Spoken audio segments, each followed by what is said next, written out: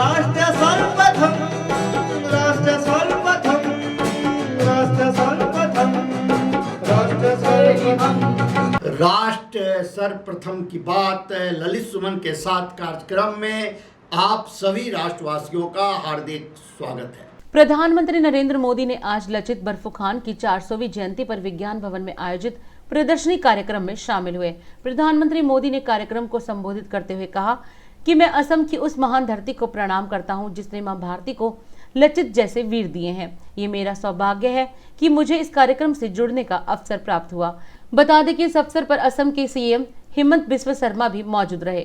सबसे पहले मैं असम की उस महान धरती को प्रणाम करता हूं जिसने मां भारती को लासित बोरफुकन जैसे अदम्य वीर दिए हैं।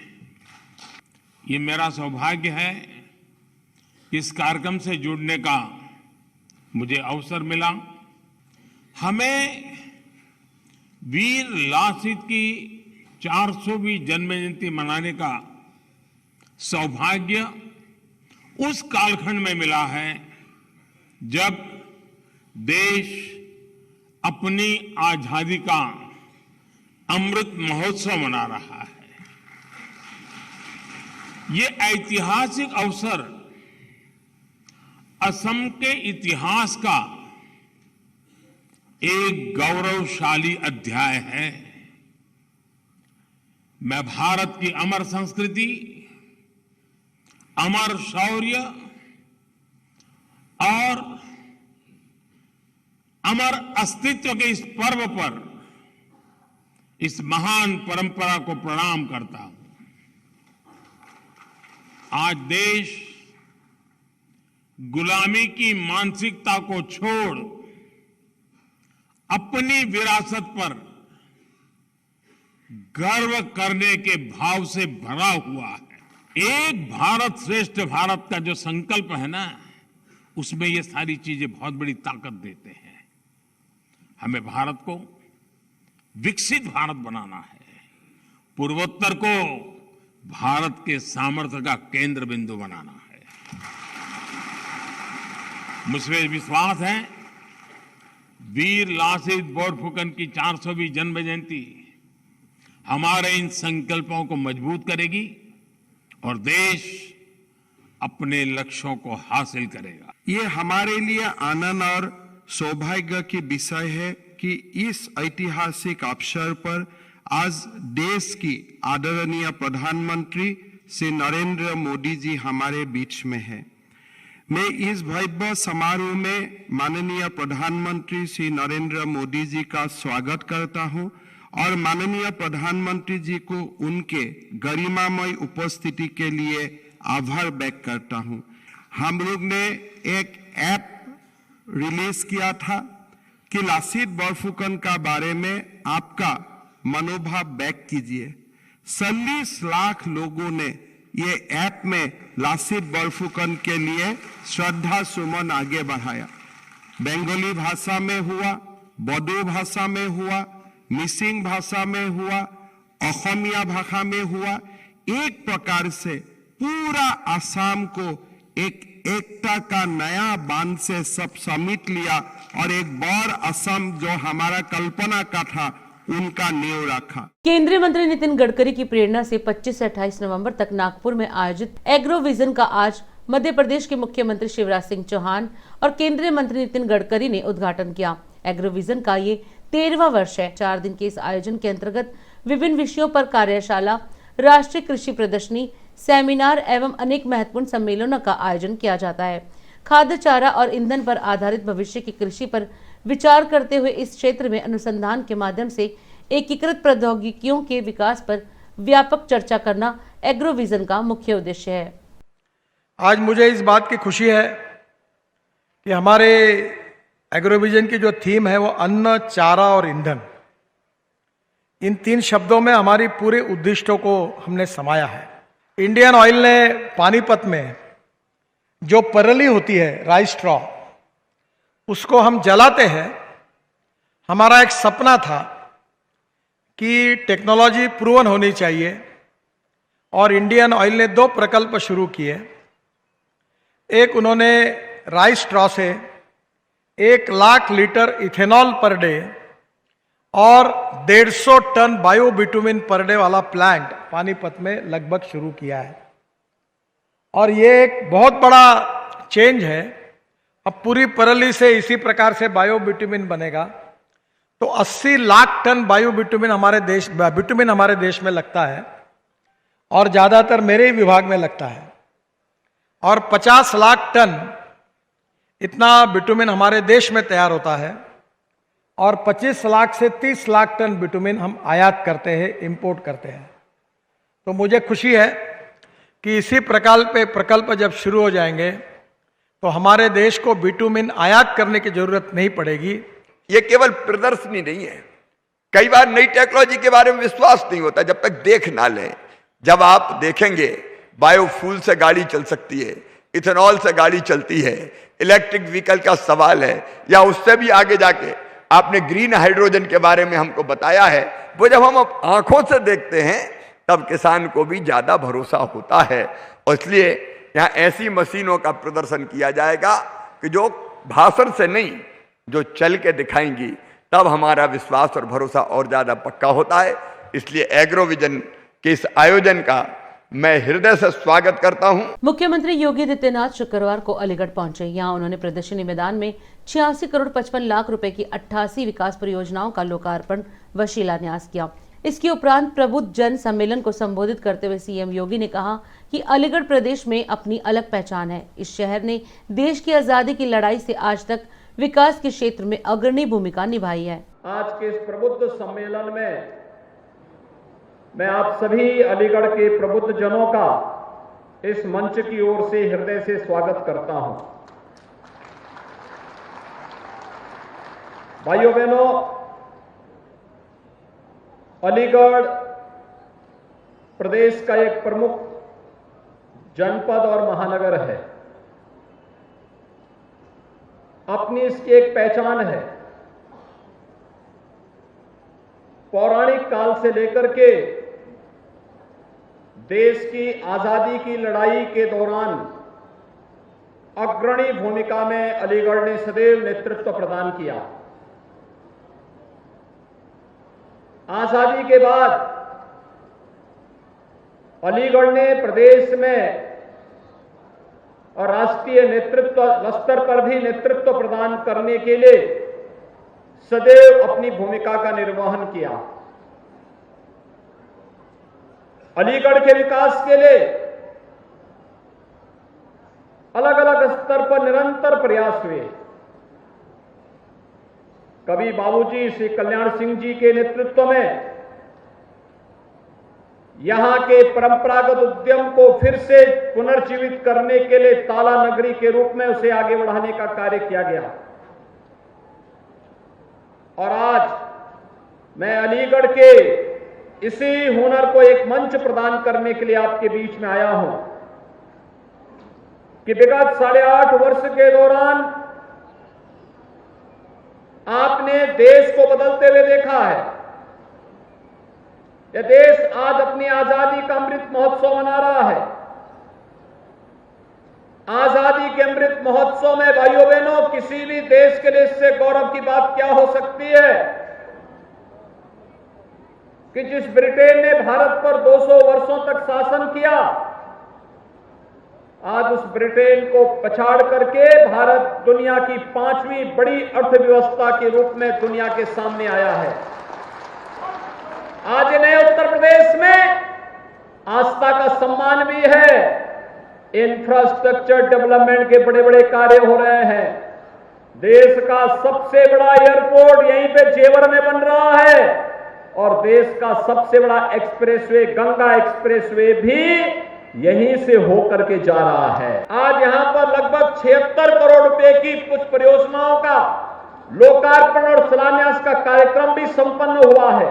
मैं इसके लिए अलीगढ़ वासियों को हृदय से बधाई देता हूं, जनप्रतिनिधियों को धन्यवाद देता हूं कि उनके प्रयास से सभी कार्यक्रम आगे बढ़ रहे हैं। आईआईटी रुड़की का 175वां स्थापना दिवस समारोह का भव्य आयोजन किया गया। इस समारोह में लोकसभा अध्यक्ष ओम बिरला भी शामिल हुए।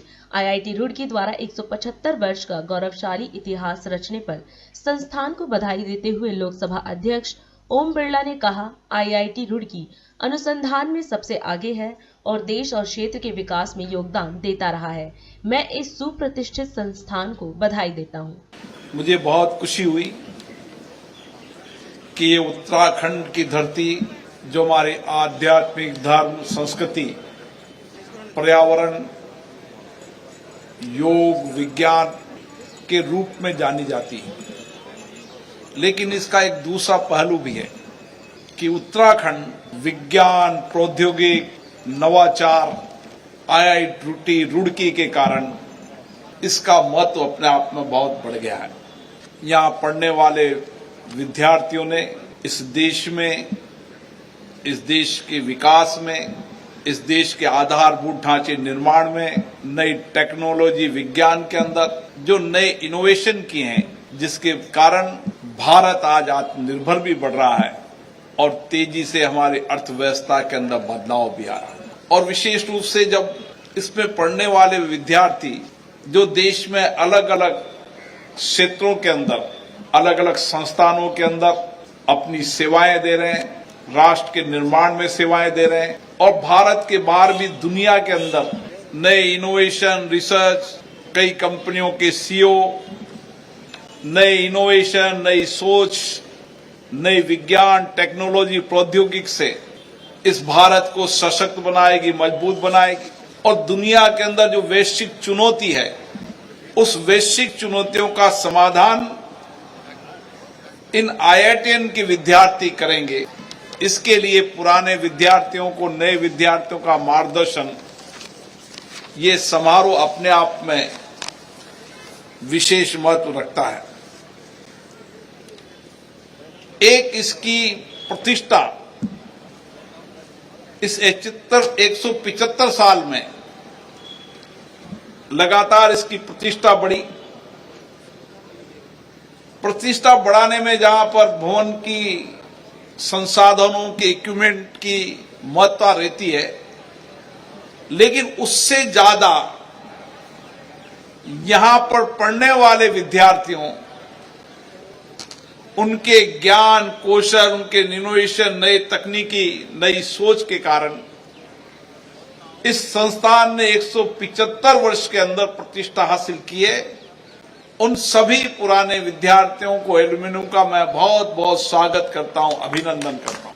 इस 75 साल में जब हम अमृत महोत्सव मना रहे हैं, हमने इस लोकतंत्र की 75 साल की आजादी के बाद भारत में इन संस्थानों के माध्यम से आधारभूत ढांचे, नई तकनीकी, नए विज्ञान, नई सोच के साथ भारत को प्रगति पे की है।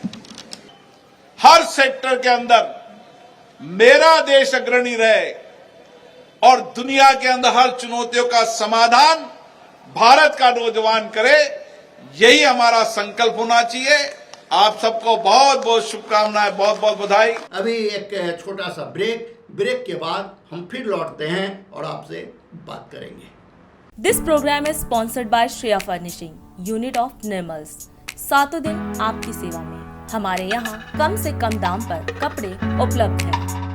Empowered by Kamal Buildtech Private Limited, fulfilling promises. With our professional team and experience of delivering projects, in past we guarantee you peace of mind and top quality work in an affordable price. 1999 से प्रकाशित 2022-23 में भी पढ़ें राष्ट्र, प्रदेश, जिला, गांव की जमीनी खबरें व समीक्षा।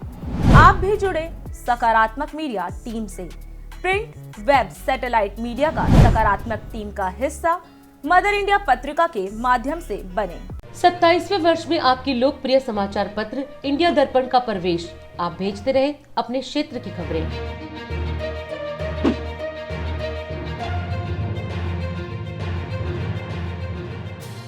राष्ट्र सर्वप्रथम की बात ललित सुमन के साथ कार्यक्रम में ब्रेक के बाद एक बार फिर आप सभी राष्ट्रवासियों का स्वागत है।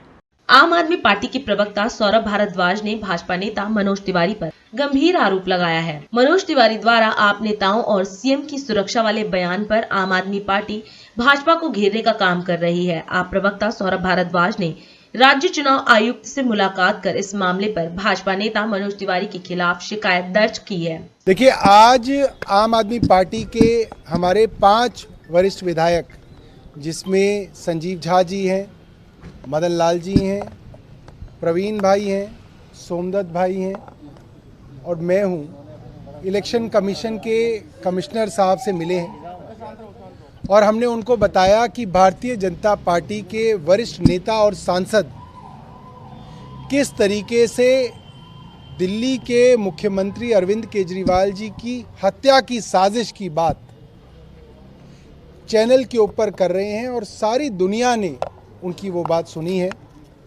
ये साफ दिख रहा है कि जिस तरीके से मुख्यमंत्री अरविंद केजरीवाल जी के ऊपर जानलेवा हमले पहले भी हुए हैं और आप सब लोगों के कैमरे में वो कैप्चर हुए हैं कि किस तरीके से चुनाव प्रचार के दौरान दिल्ली पुलिस का सुरक्षा घेरा तोड़ के लोग अरविंद केजरीवाल जी के ऊपर हमला करने में कामयाब हुए थे।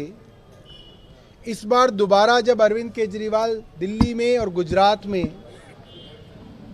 चुनाव प्रचार में लाखों लोगों के बीच जा रहे हैं, ऐसे समय में इस बात की भूमिका बनाना कि अब अरविंद केजरीवाल के ऊपर एक जानलेवा हमला होगा।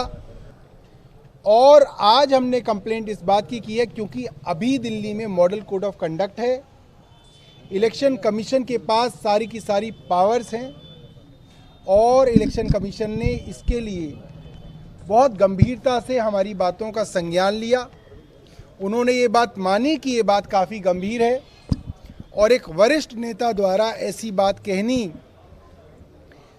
जांच के दायरे में आनी चाहिए और हमने उनको ये निवेदन किया है कि इसकी जांच की जाए। अब क्या करेंगे, कैसे करेंगे, हम तो उन पर विश्वास कर सकते हैं। इलेक्शन कमीशन एक स्वायत्त संस्था मानी जाती है। मुझे लगता है कि किसी भी दबाव में, केंद्र सरकार के दबाव में इलेक्शन कमीशन को नहीं आना चाहिए। ये बहुत बड़ी बात है कि एक ऐसा नेता जो मुखर होकर केंद्र सरकार के सामने उनकी आंखों में आंख डाल के बात करता है और उसकी हत्या की साजिश आज रची जा रही है। दिल्ली भाजपा ने शुक्रवार को दिल्ली एमसीडी चुनाव के लिए अपना घोषणा पत्र जारी कर दिया है। वादों से भरे इस घोषणा पत्र को भाजपा ने संकल्प पत्र का नाम दिया है। इसमें दिल्ली के लोगों के लिए भाजपा ने 12 संकल्प किए हैं। इस मौके पर केंद्रीय मंत्री पीयूष गोयल, भाजपा के दिल्ली प्रदेश प्रभारी वैजयंत पांडा, भाजपा के दिल्ली प्रदेश अध्यक्ष आदेश गुप्ता के साथ सांसद हंसराज हंस और सांसद प्रवेश वर्मा भी मौजूद रहे। भाजपा ने आम जनता की राय शुमारी से तैयार इस संकल्प पत्र में समाज के हर वर्ग का ख्याल रखने का दावा किया है। नमस्कार मित्रों, भारतीय जनता पार्टी आज अपना संकल्प पत्र, जन आकांक्षाओं का संकल्प पत्र लेकर के आपके बीच में है। 2012 में जब इसका ट्राइफिकेशन हुआ था तो हम सब ने महसूस किया, दिल्ली की जनता ने महसूस किया कि ट्राइफिकेशन के बाद तीनों निगमों में विषमताएं थीं। हर निगम का एजेंडा अलग तरीके से था, अलग अलग फाइनेंसेस थे, योजनाएं अलग अलग थीं, किसी में भी एक रूपता नहीं थी। मैं धन्यवाद करना चाहता हूं देश के गृह मंत्री जी का, जिन्होंने इस दोबारा से निगम को यूनिफाइड किया और यूनिफाइड करने का लाभ दिल्ली के हर नागरिक को मिलेगा और यूनिफिकेशन के बाद सेवाओं को प्रभावी ढंग से टाइम और मैनर में लागू भी किया जाएगा। जो 12 संकल्प दिल्ली नगर निगम के भारतीय जनता पार्टी घोषणा ही नहीं बल्कि जो वादे करती है उनको पूरा भी करती है। संकल्प पत्र की बात कही जाए तो पहले हमने निगम में ई गवर्नेंस की व्यवस्था को सुचारू किया था, हम इसको और भी बेहतर बनाएंगे। निगम की सेवाएं मोबाइल के माध्यम से और डिजिटल माध्यम से हम उसको पारदर्शी बनाएंगे, ट्रांसपेरेंट बनाएंगे। अभी death certificate, birth certificate, trade licence, health licence, बहुत सारी सुविधाएं ऑनलाइन होती हैं। हाउस टैक्स भी ऑनलाइन होता है और इसमें हम और ज़्यादा तत्परता के साथ 100 दिनों के भीतर माई एमसीडी ऐप के माध्यम से मोबाइल फ़ोन पर निगम की सारी सेवाएं उपलब्ध होंगी। उसमें पार्किंग की सेवा भी होगी, किस जगह पार्किंग में कितनी गाड़ियां खड़ी हो सकती हैं और कितनी गाड़ियां अभी खड़ी हैं, ये जानकारी भी वहां मिलेगी। और इसके साथ ही साथ करप्शन पर जीरो टॉलरेंस पॉलिसी के तहत भी ये इस ऐप के माध्यम से कोई भी निगम का कर्मचारी हो, निगम से संबंधित कोई व्यक्ति हो, उसकी कंप्लेंट भी हो सकती है, ताकि दिल्ली नगर निगम को भ्रष्टाचार मुक्त करने में जनता की मदद ली जा सके। गत 8 वर्षों में हमने दिल्ली की राज्य सरकार का जो रवैया देखा है, जिस प्रकार से भ्रष्टाचार ऐतिहासिक चरम सीमा पर है, जिस प्रकार से एक के बाद एक कांड भ्रष्टाचार के अलग अलग स्वरूप दिल्ली की सरकार ने देश में दिखाए, उससे स्वाभाविक रूप से देश की इमेज को, लोगों के प्रति राजनीतिज्ञों के विश्वास के ऊपर बहुत बड़ा धक्का पड़ा है।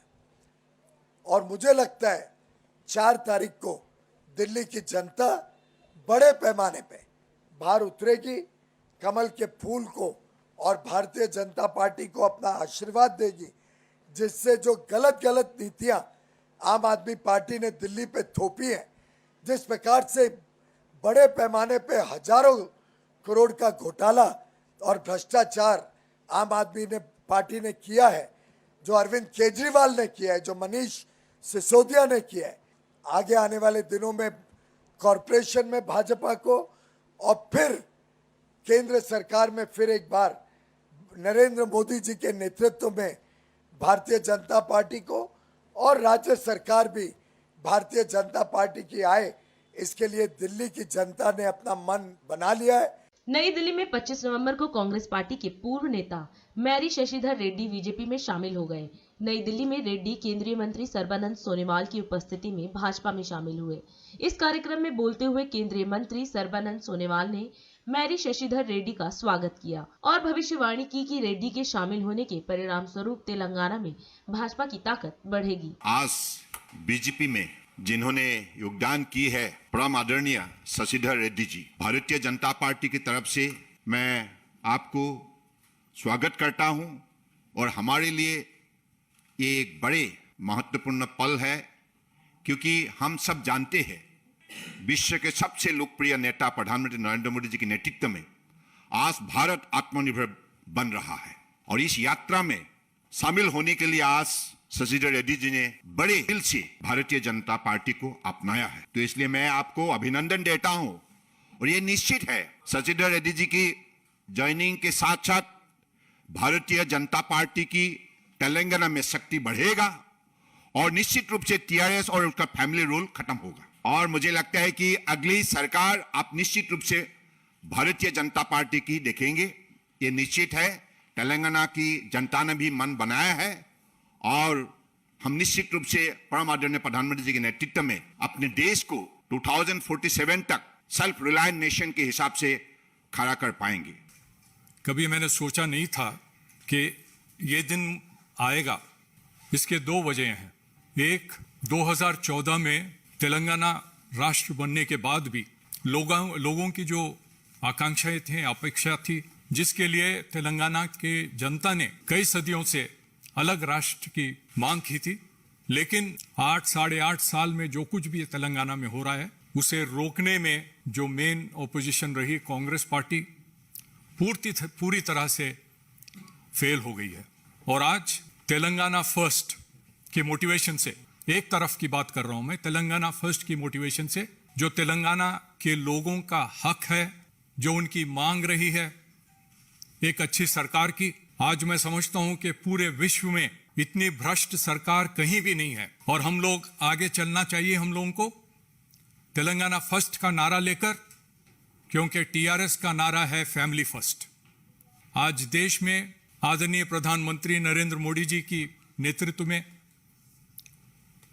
जो विकास की तरफ देश को आगे ले जा रहे हैं। तेलंगाना में टीआरएस को अपनी जगह दिखाना सिर्फ बीजेपी के साथ हो सकता है, बीजेपी के द्वारा हो सकता है। और मुझे खुशी है कि इस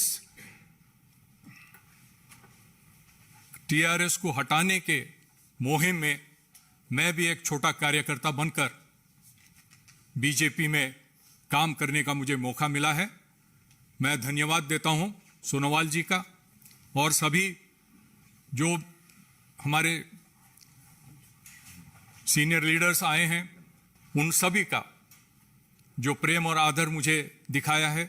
और मैं पूरी मेहनत के साथ एक कार्यकर्ता बनकर अगली सरकार बीजेपी की हो, इसमें हम जान लड़ाने के लिए भी तैयार होंगे। नई दिल्ली में आम आदमी पार्टी के नेता संदीप भारद्वाज द्वारा 24 नवंबर को अपने निवास स्थान पर आत्महत्या करने के उपरांत 25 नवंबर को पंजाबी बाग शमशान घाट में उनके 20 वर्षीय पुत्र ने मुखाग्नि दी। संदीप भारद्वाज की अंतिम यात्रा में सभी वर्गों के लोग शामिल हुए और स्वर्गीय भारद्वाज के इस दुखद अंत पर अपनी संवेदना भारद्वाज परिवार के साथ व्यक्त करते हुए कहा कि संदीप एक शालीन व मिलनसार व्यक्तित्व के स्वामी के साथ साथ पार्टी के वफादार कार्यकर्ता थे। मोदी नगर विधानसभा क्षेत्र, खासकर रमेश नगर निगम क्षेत्र व कीर्ति नगर निगम क्षेत्र के साथ साथ स्लम क्षेत्र पर उनकी पकड़ इतनी मजबूत थी कि वे भाजपा एवं कांग्रेस नेताओं के लिए सिरदर्द जहां बने रहते थे, वहीं आम आदमी पार्टी जैसे नए दल के साथ शिवचरण गोयल जैसे नए विधायक को मजबूती प्रदान करने का काम किया था, जिस कारण संदीप भारद्वाज भाजपा और कांग्रेस की आंखों में खटक रहे थे। वहीं आम आदमी पार्टी के कार्यकर्ताओं में धीरे धीरे इतने लोकप्रिय हो उठे थे कि मुख्यमंत्री अरविंद केजरीवाल, उप मुख्यमंत्री मनीष सिसोदिया, मंत्री सत्येंद्र जैन, मंत्री गोपाल राय, मंत्री राजेंद्र गौतम के साथ साथ कुमार विश्वास व आम आदमी पार्टी के अन्य बड़े नेता व संगठन के लोग उन्हें मोतीनगर विधानसभा क्षेत्र के भावी विधायक उम्मीदवार के रूप में देखने लगे थे। विगत निगम चुनाव में रमेश नगर महिलाओं के लिए आरक्षित होने के कारण संदीप भारद्वाज को निगम का टिकट नहीं मिला, जबकि वे उस चुनाव में भी सशक्त दावेदार थे।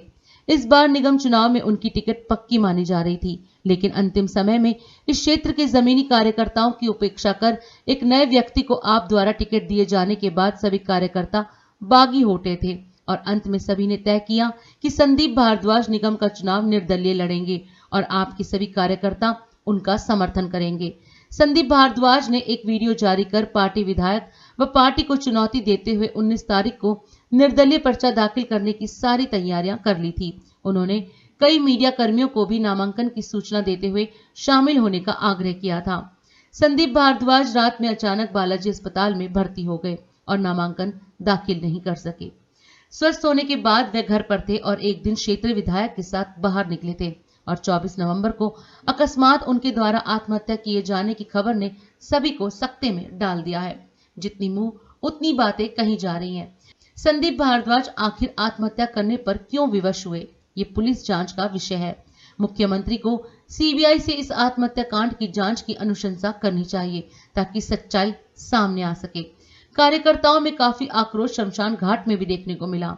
भारी पुलिस बंदोबस्त के बाद भी राज्यसभा सांसद व विधायक शमशान घाट नहीं पहुंचे, ये भी चर्चा का विषय बना हुआ है। अब वक्त है देश दुनिया की धड़ाधड़ 10 खबरों का। केजरीवाल का बड़ा बयान, कहा कि अगर एक दिन के लिए सीबीआई ईडी मुझे सौंप दी जाए तो आधी से ज्यादा बीजेपी जेल में होगी। दिल्ली के भागीरथ पैलेस मार्केट में लगी भीषण आग, दमकल की 30 गाड़ियां मौके पर। योगी कैबिनेट का बड़ा ऐलान, गाजियाबाद, प्रयागराज और आगरा में पुलिस कमिश्नरी व्यवस्था लागू। कोलकाता स्टेशन पर भारत बांग्लादेश अंतर्राष्ट्रीय रेल यात्रियों के लिए खुले 2 अतिरिक्त टिकट काउंटर। कोविड मामलों में कमी के बीच रेलवे ने उठाया कदम। कृषि मंत्री के साथ बैठक में विभिन्न मांगों को लेकर सहमति बनी। पंजाब के किसानों ने प्रदर्शन किया खत। छत्तीसगढ़ के भिलाई में दूषित पानी पीने से 2 लोगों की मौत, 70 अस्पताल में भर्ती। सपा ने मैनपुरी के पुलिस कर्मियों पर भाजपा के पक्ष में प्रचार करने का आरोप लगाया। शिवाजी महाराज पर टिप्पणी को लेकर उद्धव ठाकरे ने महाराष्ट्र के राज्यपाल को हटाने की मांग की। छत्तीसगढ़ सरकार ने आरक्षण से जुड़े 2 संशोधन विधेयकों के मसौदों को दी मंजूरी। बिना अनुमति इस्तेमाल नहीं होंगे अमिताभ बच्चन के फोटो और आवाज, दिल्ली न्यायालय ने दिया आदेश। नेशनल टीवी चैनल सर्वधर्म संगम पर 24 नवंबर, 28 नवंबर, 1 दिसंबर को चुनावी अखाड़ा। राष्ट्र सर्वप्रथम की बात ललित सुमन के साथ देखना ना भूलें। राष्ट्र सर्वप्रथम, राष्ट्र सर्वप्रथम, राष्ट्र सर्वप्रथम, राष्ट्र सर्वप्रथम।